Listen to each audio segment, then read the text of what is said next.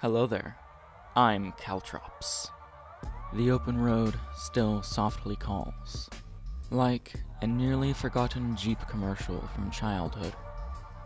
Tonight, I'd like to remind everyone that political prisoners and prisoners of war, as many correctly frame it, remain our comrades. And hey, many political prisoners have websites, and those websites usually have ways to donate, including merch you can buy. All well and good, given that even people who oppose capitalism have to live under it. But no comrade is a brand, or an object of admiration or contemplation, and they are most certainly not charities.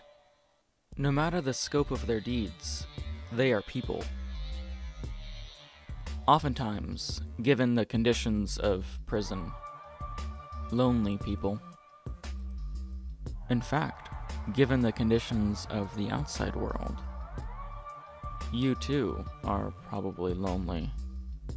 Well, great. You should write a letter to a comrade in prison. The contact information will be on their website, assuming they have one.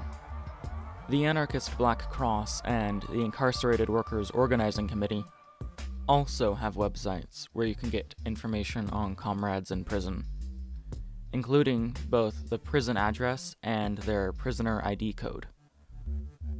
First, you need to pick a comrade.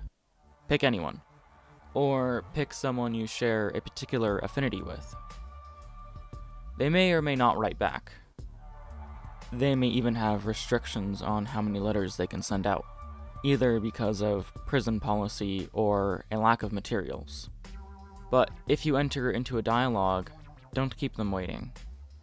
I once wrote to Eddie Africa, and he wrote back, and I'm not sure if he expected a follow-up, but I haven't wrote back since then, and that was a while ago. Fortunately, he's out of prison now, and has been since June 2019. On that note, write your return address on the letter itself. Envelopes may not always get to the proper recipient. And some prisons don't like receiving letters from P.O. boxes. Honestly, prisons are a maze of regulations, and different prisons have different rules for receiving mail. But do not despair. The rules for writing to a prisoner are still less restrictive than, say, for a book report in middle school. Non-gel black pen on 8x11 notebook paper is good. Some erasable pens fade when exposed to heat, so keep that in mind. No glitter, no marker, no colored pencils or any of that sort, unless you know it's okay. And for you trots out there, no newspaper clippings.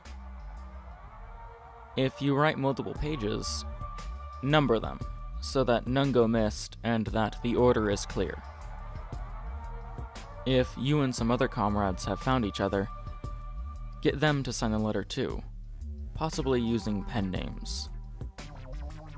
As for what to write, create a poem, a short story, whatever you like, but please write a little about yourself, and how you've come to learn of your comrade. Make sure they know that you are like-minded. But don't use any symbols that a slack-jawed bureaucrat might interpret as a gang sign. Gang signs are often forbidden in prison walls. Keep it personal, keep it spirited. Use details in your description of the outside world. According to New York Anarchist Black Cross, details are a frequent request. Our comrades are complex and emotional human beings. Related to this, don't fall into hero worship. This may implicate the person you are writing to as a so-called leader. You know, just don't write anything you wouldn't want a cop to see. This is a friendly correspondence under the scrutiny of the enemy. And especially, watch what you say if they are awaiting trial. Don't mention any alleged crimes. The state is not an honest actor. But, obviously you know that. The state's history of fabricating so-called crimes is not esoteric knowledge. Even liberals know that. 3 notable cases in the so-called United States are that of Leonard Peltier, the Haymarket Martyrs, and the Move 9. But as the state makes no distinction, neither should we. Any comrade in prison must have been doing an effective job, and we can learn a lot from them. Those of us isolated from broader movements, who may have been radicalized by memes or whatever, and don't feel like they have good prospects for making authentic connections with like-minded people, may find fulfillment, satisfaction, and a sense of being a part of a greater project in making the moment for some of the most abused and courageous among us.